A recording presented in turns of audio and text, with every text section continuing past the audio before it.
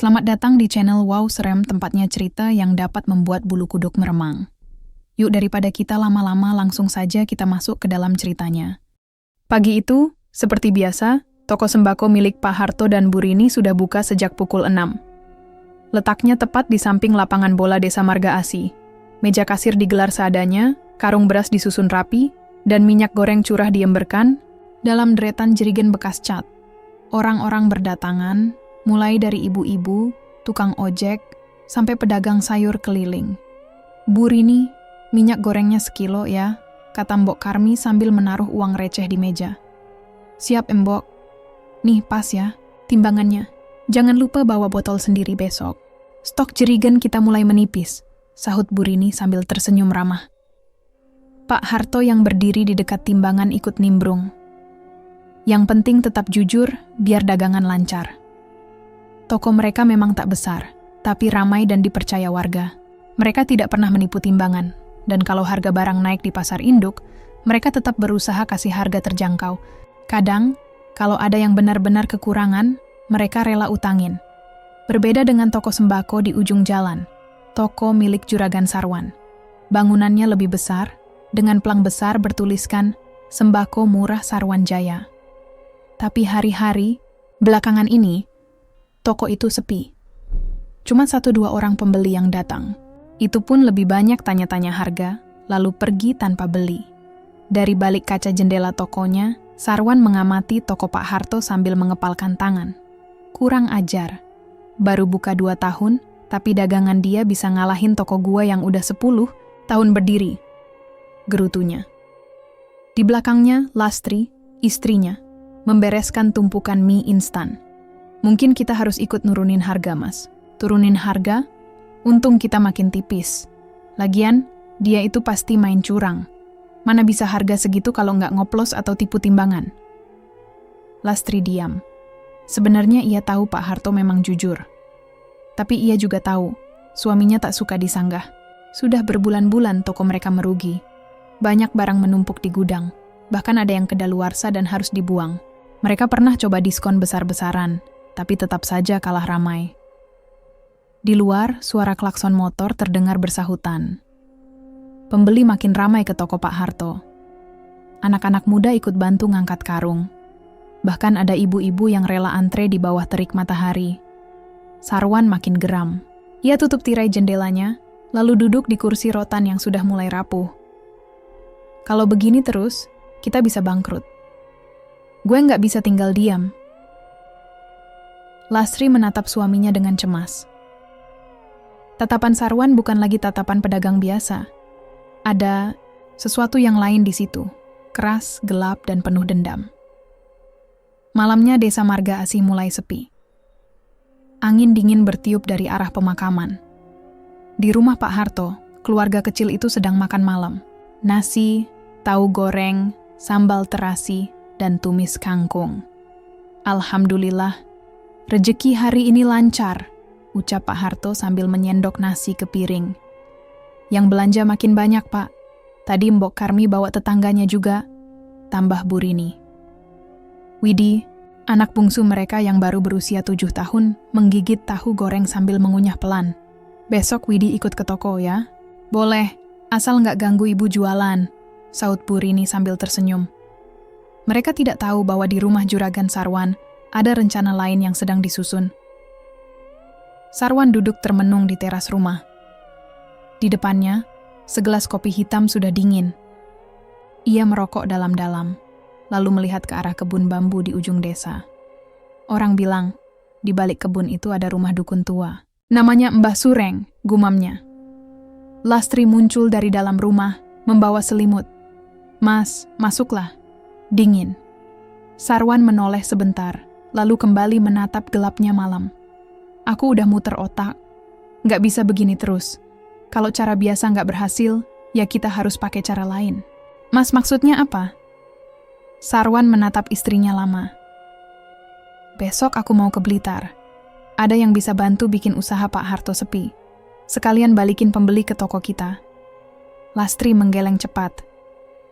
Mas, jangan main-main sama hal begituan. Itu nggak bener. Yang bener tuh kalau kita bisa hidup layak. kalau anak-anak kita bisa sekolah. Sekarang, kita malah gali utang.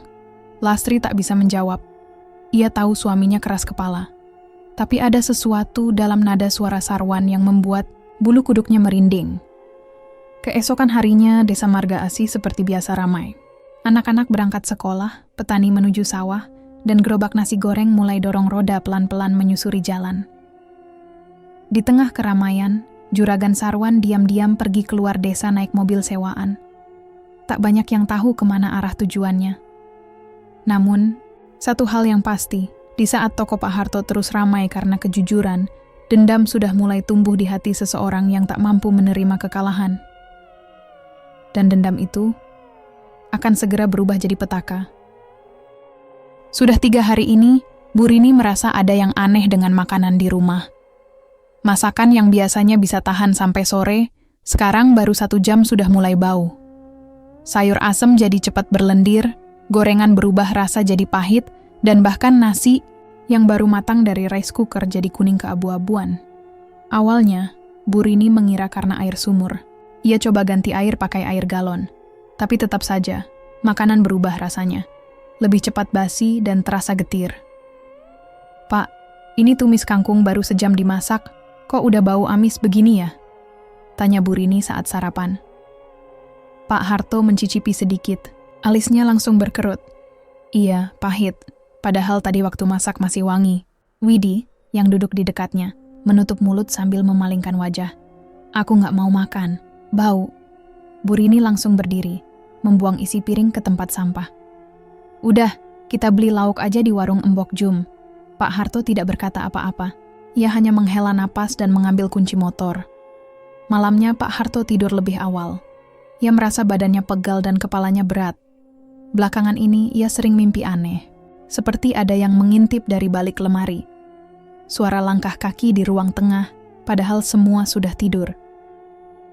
Kadang ia bangun tengah malam dan menemukan pintu belakang terbuka, padahal sebelumnya sudah dikunci. Pukul 2 dini hari, Pak Harto kembali terbangun. Keringat dingin membasahi punggungnya. Ia bermimpi dirinya dikejar bayangan hitam dengan mata merah menyala. Ketika ia berusaha berlari, kakinya seperti tertanam di tanah. Dan bayangan itu mengucapkan sesuatu. Tapi suaranya seperti dari dalam. Air Pak Harto duduk, menyalakan lampu meja. Di luar kamar, terdengar suara berdecit seperti kursi digeser pelan-pelan. Ia bangun, berjalan ke ruang tamu. Tak ada siapa-siapa. Tapi hawa ruangan terasa lembab dan bau amis. Ia memeriksa pintu belakang. Terkunci. Semua jendela juga tertutup. Perasaan tadi jelas ada suara. Gumamnya sambil kembali ke kamar. Di ranjang, Widi mulai menggeliat. Anak itu berkeringat banyak dan mengigau pelan. Bu Rini segera bangun dan menyeka dahi anaknya. "Mas, Widi panas banget." Pak Harto mendekat. Widi menggigit bibirnya sendiri, seperti sedang menahan sesuatu. Kakinya menendang-nendang selimut. Paginya, tubuh Widi dipenuhi lebam-lebam. Mulai dari tangan, betis, sampai perut. Warna biru keunguan, seperti habis dipukul keras. Bu Rini langsung panik. Ia membawa Widi ke puskesmas. Tapi dokter jaga hanya menggeleng pelan setelah memeriksa. Secara medis, ini nggak masuk akal, Bu. Nggak ada tanda-tanda infeksi dan tes darah normal. Ini seperti bekas benturan, tapi tidak mungkin sebanyak ini muncul dalam semalam. Bu Rini menunduk. Dadanya sesak. Ia memegang tangan Widi erat-erat. "Anak saya nggak pernah jatuh, Dok. Dia cuma tidur semalaman." Pak Harto juga heran, tapi ia memilih diam.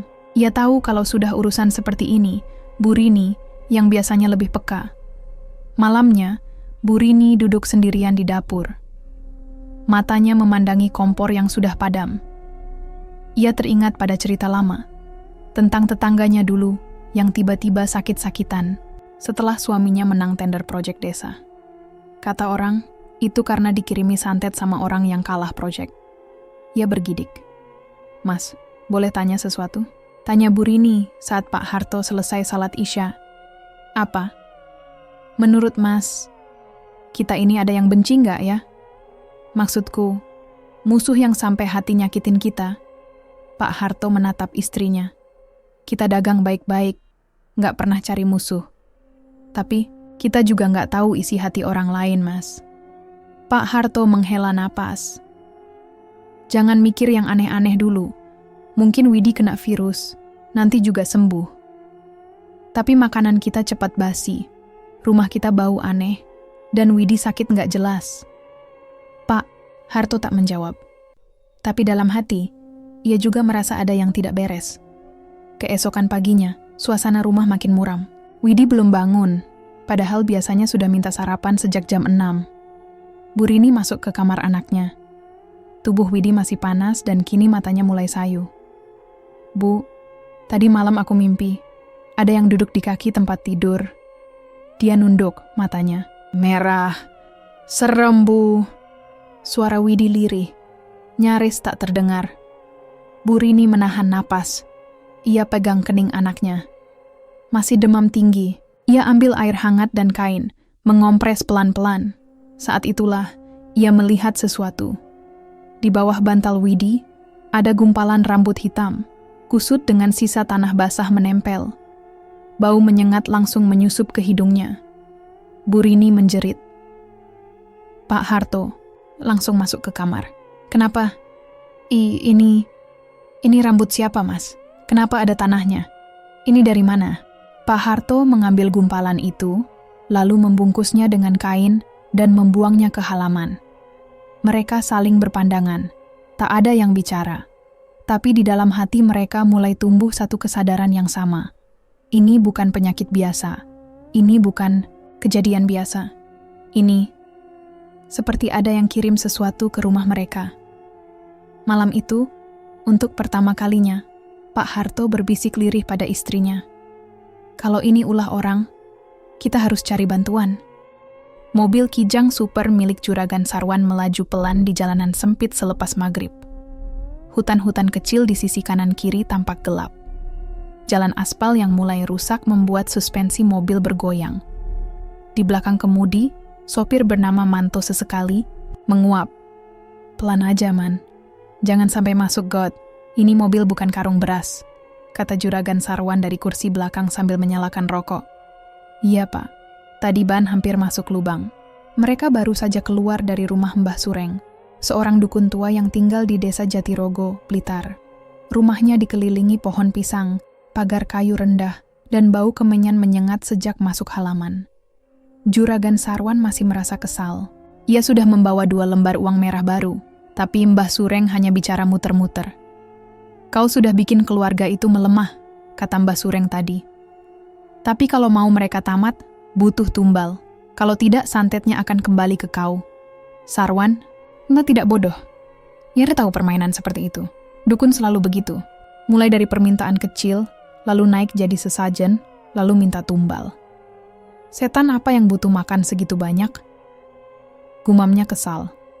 Mobil berhenti di pertigaan kecil. Di situ ada sebuah gerobak nasi goreng sederhana. Lampunya remang-remang, tapi aromanya menggoda. Di belakang gerobak berdiri seorang pemuda mengenakan jaket lusuh dan sarung dililit di pinggang. Pak, kita makan dulu bentar. Lapar juga, kata Manto sambil melirik spion. Sarwan mengangguk malas.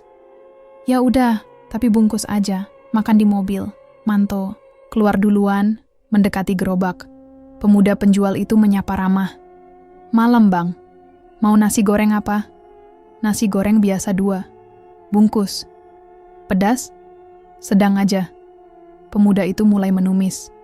Gerobaknya bersih, meskipun tua. Di bagian depan tertulis, nasi goreng Fauzan, 5K saja. Sarwan akhirnya ikut turun dari mobil dan berdiri di dekat Manto. Ia menghisap rokok sambil melihat kiri kanan. Dari mana, Pak? Tanya Fauzan sambil mengaduk nasi di wajan. Blitar. Jawab Manto cepat. Sarwan menambahkan, ngurusin orang. Ada urusan pribadi. Fauzan tidak menanggapi. Tapi matanya sekilas menatap Sarwan. Sekilas, tapi seperti menyelidik. Orang Blitar banyak sakti ya, Pak? Kata Manto dengan nada santai. Berusaha cari bahan obrolan. Sarwan tertawa kecil, lalu menepuk pundak Manto. Blitar, itu sarangnya. Kau tahu nggak, Man, dukun yang tadi bilang kalau kita nggak kuat-kuat amat. Katanya, keluarga itu masih dilindungi sama orang-orang beriman, jadi santetnya belum tembus. Manto mengangguk pelan, lalu menoleh ke Fauzan.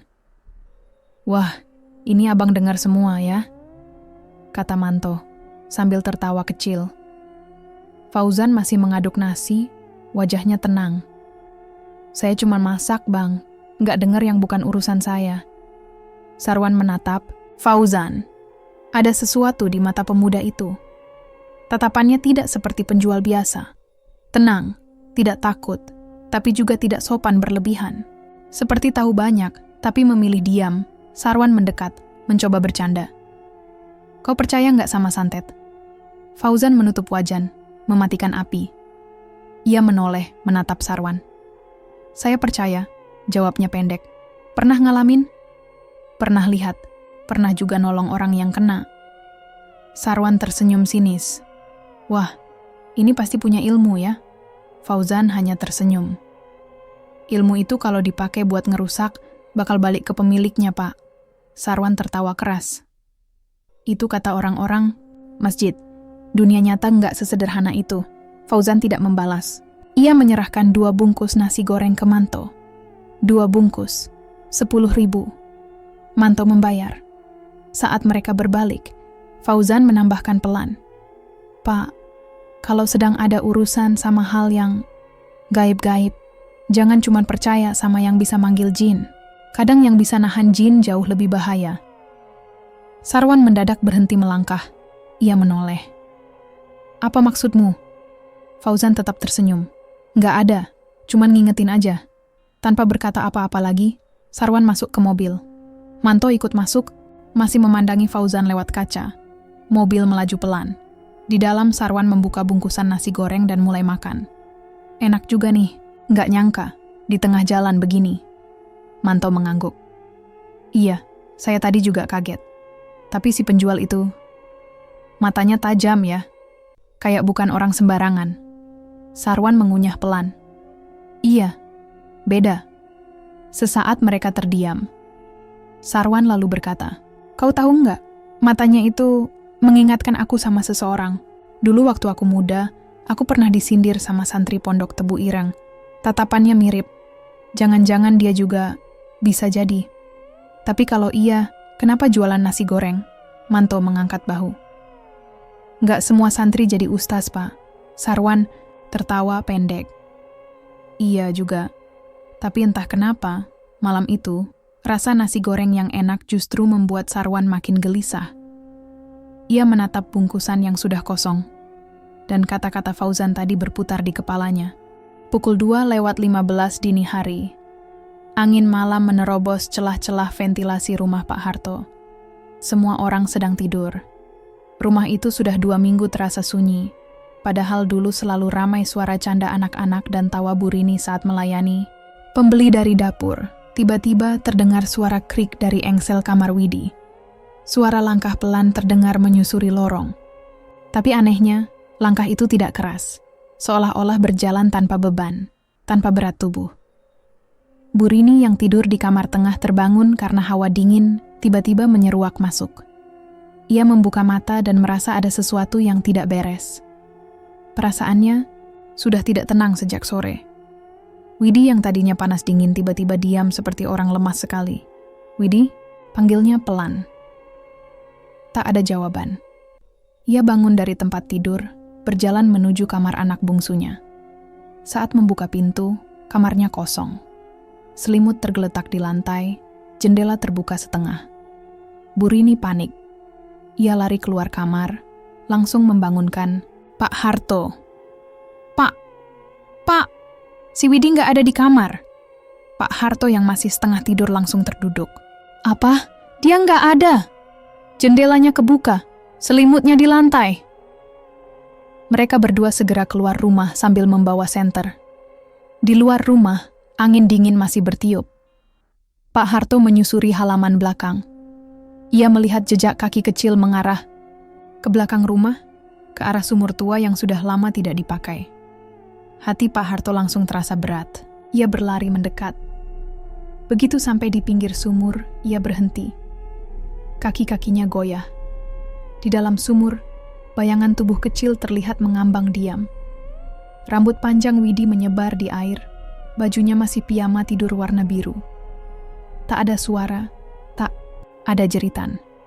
Hanya keheningan pekat yang langsung menyesakkan dada. Pak Harto berteriak memanggil warga. Suara teriakannya membangunkan beberapa tetangga.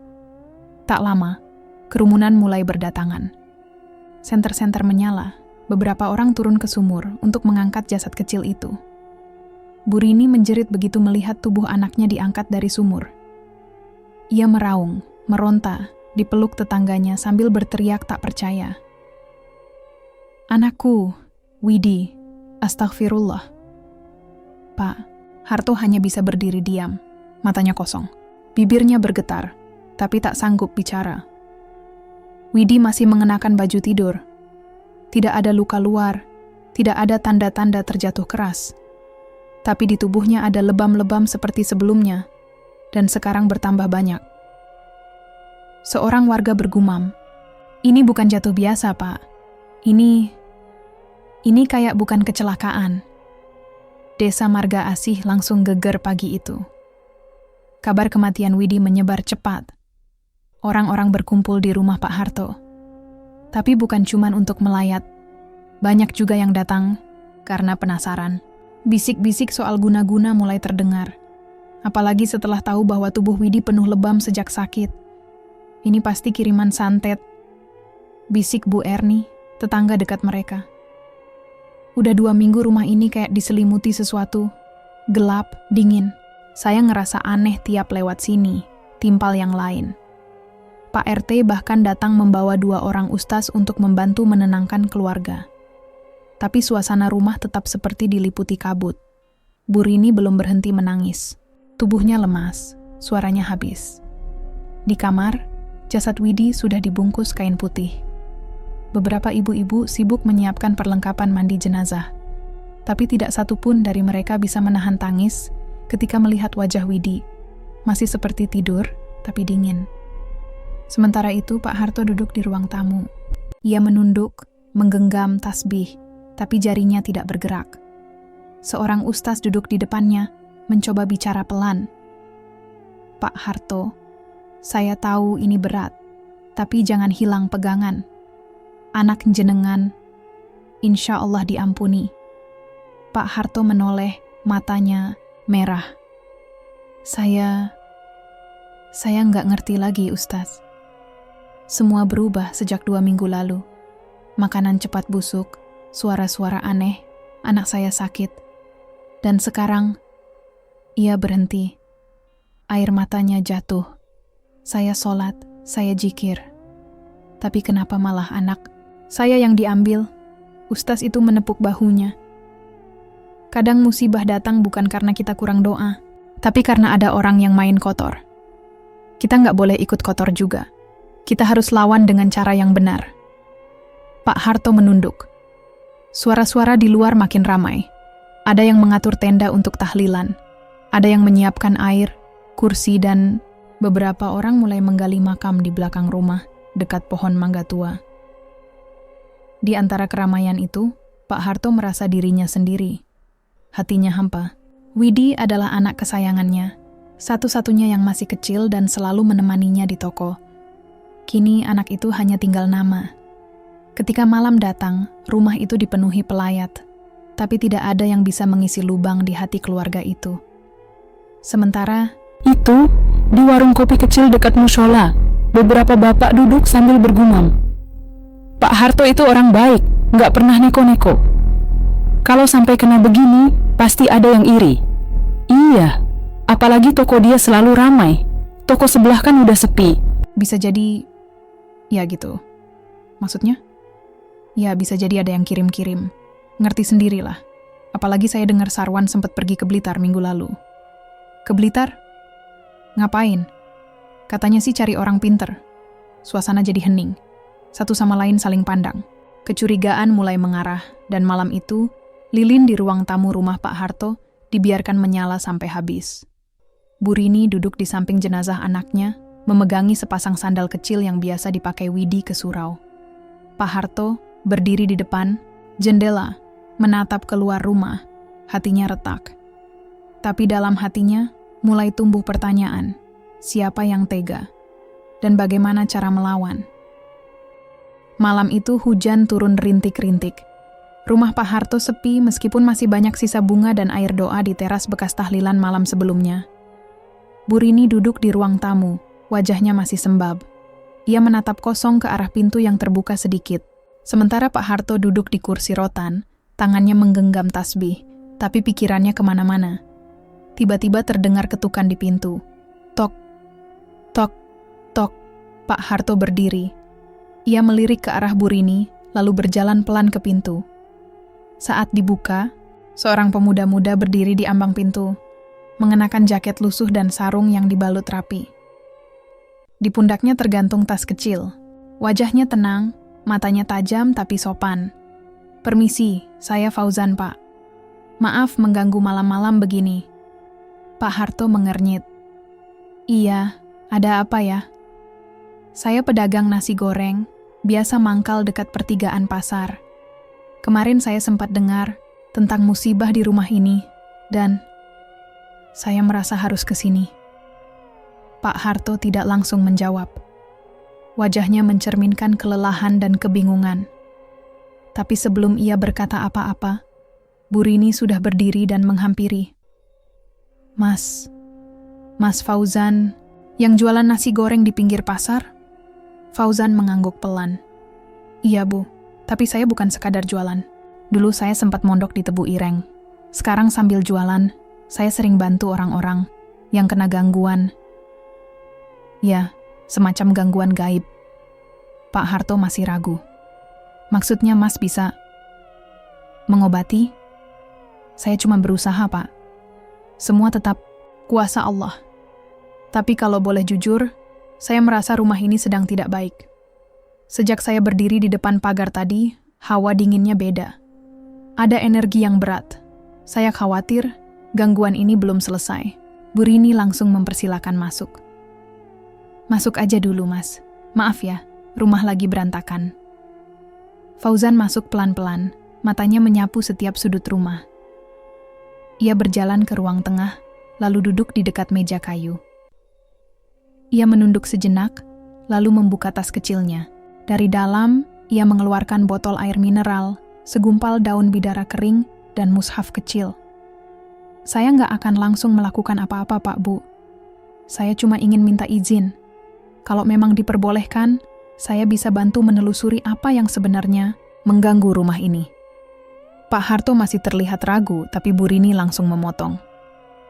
"Saya setuju, Pak. Udah terlalu lama kita diam aja. Kita udah ke dokter, ke ustaz juga, tapi tetap ada aja yang ganjil. Sekarang biar Mas Fauzan coba bantu." Pak Harto akhirnya mengangguk pelan. Fauzan lalu berdiri dan mulai berjalan pelan mengelilingi ruangan. Ia membaca ayat-ayat pendek dengan suara rendah. Ia berhenti di sudut ruangan dekat kamar Widi. Tiba-tiba wajahnya berubah. Di sini, di tempat ini kuat sekali hawa negatifnya. Seperti ada sesuatu yang ditanam. Tapi bukan benda, melainkan niat buruk. Ia menutup matanya sebentar, lalu berjongkok dan menyentuhkan tangan ke lantai. "Maaf, Pak, Bu, saya curiga ini kiriman. Dan bukan kiriman sembarangan. Ini kerjaan orang yang ngerti benar cara mengikat makhluk gaib." Bu Rini menutup mulutnya, menahan tangis. Pak Harto mulai terlihat lebih serius. "Mas Fauzan, bisa bantu kami keluar dari ini semua?" "Saya akan coba, Pak. Tapi tolong jangan kasih tahu orang lain dulu. Santet seperti ini biasanya bisa balik menyerang kalau diketahui oleh si pengirim kalau korbannya sudah sadar dan melawan. Kita harus tenang." Fauzan kemudian meminta air wudhu. Ia masuk ke kamar mandi, lalu duduk kembali dan membaca beberapa doa sambil meniupkan ke air mineral dan dedaunan yang ia bawa. Lalu ia menyuruh Bu Rini untuk menyiramkan sebagian air itu di sudut-sudut rumah, terutama dekat kamar Widi dan dapur. Sisanya nanti disimpan di dekat pintu masuk dan jendela. Ini sebagai benteng awal. Saya nggak janji semuanya langsung hilang, tapi setidaknya ini bisa mulai melemahkan gangguannya. Pak Harto menatap Fauzan dengan tatapan baru, campuran antara harapan dan rasa penasaran. Mas Fauzan, kenapa sampai sekarang masih jualan nasi goreng? Padahal ilmu jenengan ini bisa dibilang langka. Fauzan tersenyum tipis. Saya sempat kecewa dengan kehidupan pesantren yang saya tinggalkan. Tapi bukan karena ilmunya, karena orang-orangnya. Saya merasa lebih berguna di jalan begini. Bantu orang yang butuh, sambil tetap bisa hidup dari dagangan halal. Malam semakin larut. Tapi anehnya, suasana di rumah itu terasa lebih ringan. Tidak lagi sesak seperti sebelumnya. Angin malam pun terasa lebih hangat, tidak menusuk seperti malam-malam lalu. Sebelum pamit, Fauzan berpesan, kalau nanti ada yang mimpi buruk atau dengar suara-suara aneh, jangan langsung takut. Itu tanda mereka mulai resah karena kehadiran saya. Insya Allah, besok malam saya datang lagi untuk lanjutkan pembersihan.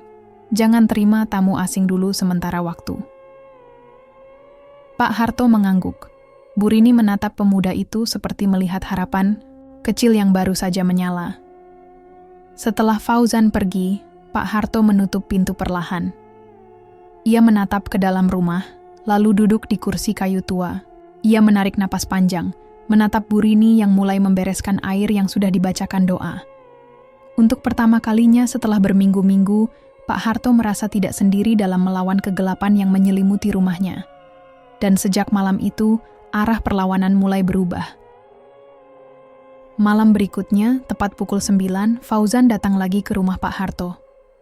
Ia membawa tas yang lebih besar, dan kali ini mengenakan sarung, peci, serta jaket lusuh yang sudah basah sedikit karena gerimis. Bu Rini sudah menunggunya di ruang tamu. Pak Harto baru selesai salat Isya, dan wajahnya terlihat lebih tenang dibanding beberapa malam sebelumnya.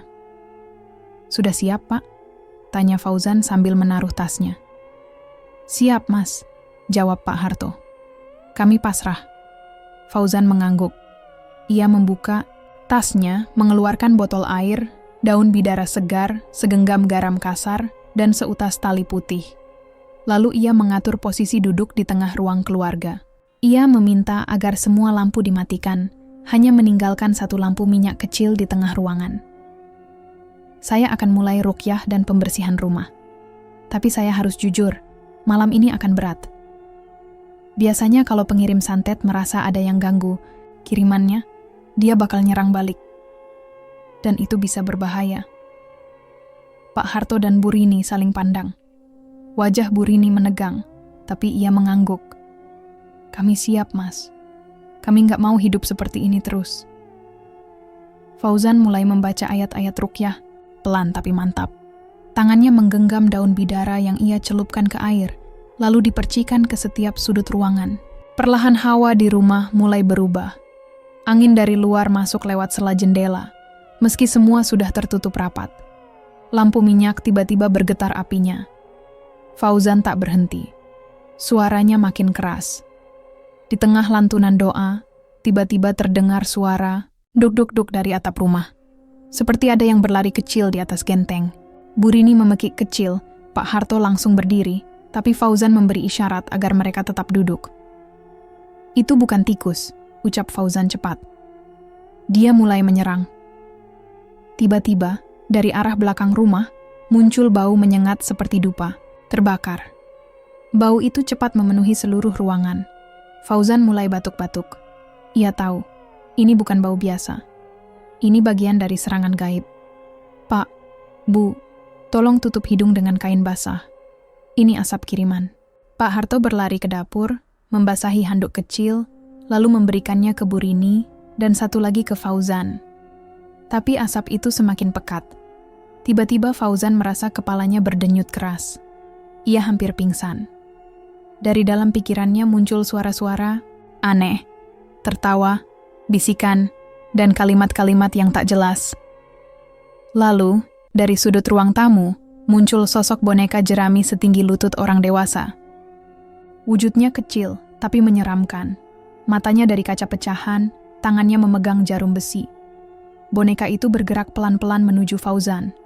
Bu Rini menjerit, Pak Harto mengambil sapu untuk memukulnya, tapi sapu itu seperti menembus tubuh boneka. Tidak mempan Fauzan menguatkan diri. Ia mengeluarkan seutas tali putih dari dalam tasnya, lalu membacakan wirid pendek sambil memutar-mutar tali itu. Keringat dingin membasahi wajahnya. Ia tahu, ini bukan santet sembarangan. Ini ulah Mbah Sureng, dukun tua dari Blitar yang dikenal sebagai penyimpan ilmu pemanggil jin pemutus nyawa. Fauzan menutup matanya. Ia mengingat ajaran terakhir dari gurunya di Tebu Ireng. Ilmu rahasia yang hanya boleh dibaca sekali dalam hidup. Wirid pemutus rantai santet pamungkas. Dengan napas tercekat, ia mulai melafalkannya. Allahu la ilaha illahu al-hayyul qayyum. Suara wirid itu menggema, bukan hanya di ruangan tapi seperti bergetar di dinding rumah. Boneka jerami tiba-tiba berhenti. Matanya yang terbuat dari kaca menyala merah. Ia berteriak seperti manusia, lalu terbakar sendiri hingga jadi abu. Asap di ruangan ikut lenyap. Bau dupa hilang seketika. Namun Fauzan terhuyung, tubuhnya limbung. Ia hampir jatuh, tapi Pak Harto segera memapahnya. Mas Fauzan! Fauzan duduk bersandar di tembok. Nafasnya terengah-engah. Saya harus istirahat sebentar, Pak. Tapi, santetnya sudah mulai runtuh. Dan Mbah Sureng, dia, di tempat lain, jauh di pelosok Blitar, Mbah Sureng sedang duduk. Di bilik kecilnya, dikelilingi dupa dan boneka jerami. Ia sedang membaca mantra ketika tiba-tiba tubuhnya kejang-kejang. Matanya membelalak, mulutnya mengeluarkan darah hitam. Jeritannya menggema di tengah malam sunyi. Asap hitam yang biasa menemaninya berubah jadi api kecil yang menjilat tubuhnya. Dalam hitungan menit, tubuh Mbah Sureng terbakar dari dalam, dan ia tergeletak tak bernyawa, matanya masih terbuka lebar. Di rumah Pak Harto, Fauzan terdiam sejenak, lalu membuka mata. Saya yakin serangan ini sudah putus. Dukun yang ngirim sudah mati. Pak Harto terdiam. Bu Rini menutup mulutnya, antara takut dan lega. Tapi, Pak, Bu, saya harus jujur. Juragan Sarwan masih hidup. Dia yang nyuruh Mbah Sureng. Dan selama dia belum jera, kemungkinan dia cari dukun lain itu masih ada. Pak Harto mengepalkan tangan. Wajahnya keras. Saya akan hadapi dia. Tapi bukan dengan emosi. Saya akan ajak dia bicara. Dan kalau perlu, saya laporkan dia. Fauzan tersenyum tipis. Jangan buru-buru. Orang seperti itu nggak takut hukum. Tapi dia takut doa orang-orang teraniaya. Malam itu mereka bertiga duduk lama di ruang tamu. Fauzan diberi tempat tidur di ruang depan. Meski tubuhnya lelah, wajahnya tetap tenang. Pak Harto dan Bu Rini mulai merasa, ini bukan hanya tentang rumah yang diganggu santet, tapi tentang sebuah perlawanan terhadap kejahatan yang lebih besar. Dan Fauzan, pemuda penjual nasi goreng itu, telah membuktikan kadang yang datang dari tempat sederhana bisa membawa perubahan besar. Pagi itu cuaca cukup cerah, meski udara desa Marga Asih masih dingin. Di teras rumahnya, Pak Harto sedang menyapu pelan. Bu Rini sibuk menjemur pakaian. Keduanya tampak lebih tenang. Wajah mereka sudah tidak setegang hari-hari sebelumnya. Tiba-tiba, terdengar suara motor berhenti di depan rumah. Pak Harto menoleh. Seorang pria turun dari motor bebek tua, lengkap dengan jaket kulit dan helm lusuh. Pria itu adalah Juragan Sarwan. Langkahnya pelan, wajahnya pucat. Ia berdiri di depan pagar rumah Pak Harto dengan tangan gemetar. Pak Harto, boleh saya bicara? Suaranya lirih. Pak Harto berhenti menyapu. Bu Rini keluar, terkejut, melihat siapa yang datang. Ada apa Pak Sarwan? Tanya Pak Harto hati-hati. Juragan Sarwan menunduk. Matanya merah. Ia menatap Pak Harto sejenak, lalu tiba-tiba berlutut di tanah. Air matanya menetes. Saya minta maaf. Saya salah besar. Semua ini salah saya. Pak Harto dan Bu Rini saling pandang. Mereka tidak menyangka orang seperti Sarwan bisa menangis seperti itu. Pak, berdiri dulu. Kita bicara di dalam, ajak Pak Harto. Masih bingung tapi tidak ingin membuat keributan di luar. Di ruang tamu, Juragan Sarwan duduk lemas. Ia mengusap wajahnya berkali-kali. Tiap malam, saya mimpi Widi, Pak. Anak itu datang ke mimpi saya. Mukanya penuh darah, matanya kosong. Tapi dia nggak marah. Dia cuma bilang, "Kenapa saya, Pak?" Pak Harto tercekat. Bu Rini menutup mulutnya. Air matanya mulai jatuh lagi. "Saya nggak bisa tidur, Pak. Saya nyesel. Saya benar-benar nyesel. Semua karena saya tamak. Saya takut bangkrut. Saya takut kalah saing. Makanya saya nyuruh orang untuk ganggu keluarga Bapak. Saya pikir, asal Bapak minggat, toko saya bisa lancar lagi." Pak Harto mengepalkan tangan, tapi ia tetap diam. "Saya pikir semuanya bisa saya bayar pakai uang. Tapi ternyata mimpi itu nggak bisa dibeli. Saya udah kemana-mana, ke kiai, ke orang pintar, ke dukun lain. Tapi nggak ada yang bisa bantu. Widi masih terus datang tiap malam." Juragan Sarwan menunduk lebih dalam. Ia membuka tas kecil yang dibawanya, mengeluarkan amplop coklat dan meletakkannya di meja. "Itu surat jual toko. Saya udah tanda tangan. Saya mau keluar dari desa ini. Saya udah nggak sanggup. Semoga dengan saya pergi Bapak dan Ibu bisa hidup tenang lagi. Anggap ini penebusan dosa saya." Pak Harto melihat amplop itu, lalu menatap Sarwan lama. "Pak Sarwan, saya nggak tahu harus bilang apa. Tapi kalau Bapak benar-benar menyesal, lebih baik Bapak bukan cuma pergi. Bapak harus berubah." Sarwan mengangguk. "Saya akan cari kerja lain, Pak. Entah di mana. Saya nggak akan ganggu siapa-siapa lagi." Tak lama kemudian, Fauzan datang ke rumah Pak Harto. Ia membawa 2 bungkus nasi goreng yang masih hangat. "Ini sarapan. Saya masih utang nasi goreng buat Bapak dan Ibu," ucapnya sambil tersenyum. Wajahnya cerah, seperti tidak terjadi apa-apa semalam. Namun begitu ia melihat Sarwan di ruang tamu, matanya sedikit menyipit. "Pak Fauzan, saya juga minta maaf sama sampean. Saya tahu sampean yang bantu keluarga ini. Saya udah keterlaluan." Fauzan menepuk bahu Sarwan pelan. "Yang penting sekarang Bapak sadar. Urusan masa lalu biar jadi pelajaran." Sarwan mengangguk lagi. Ia pamit, lalu meninggalkan rumah dengan langkah pelan. Motor bebeknya meraung pelan di jalanan desa. Tak ada yang tahu kemana ia pergi. Hari-hari berikutnya di desa Marga Asih kembali tenang. Tidak ada suara tangisan tengah malam. Tidak ada bau aneh dari sumur. Tidak ada lagi suara binatang yang aneh di atap rumah. Fauzan pun kembali ke kebiasaannya. Gerobak nasi gorengnya mangkal lagi di pinggir jalan dekat pasar. Anak-anak muda duduk di bangku plastik sambil menunggu giliran. Beberapa warga yang tahu kisah keluarga Pak Harto mulai menghormati Fauzan, meski ia sendiri tidak pernah mengungkit apa yang sudah terjadi. Pak Harto dan Bu Rini sesekali datang ke gerobak itu. Mereka tidak lagi membeli dengan rasa kasihan, tapi karena memang nasi gorengnya enak dan mereka ingin mengobrol.